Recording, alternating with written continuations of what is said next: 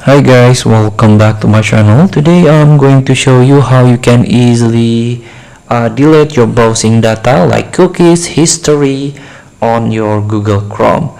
So now you can open your Google Chrome and see at the top of your screen, at top corner, right top corner here, you can see there is a three dot here. You can click it and scroll down. You can find delete browsing data, or the shortcut is Ctrl plus Shift plus delete key.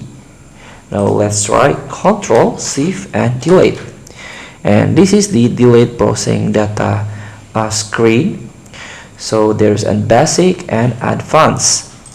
For basic, you can delete your browsing data based on your time range, like last hour, like last 24 hours, 7 days, last 4 weeks, or all time.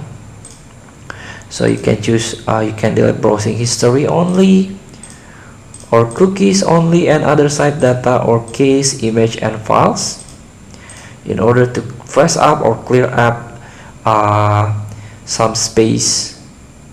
Or if you click advanced, there are some additional box like password, autofill, form data, site settings, hosted app data. So please choose wisely. Please free to try delete your browser data. Thank you for watching. Don't forget to comment, like and subscribe, and also click the button below. See you in the next video.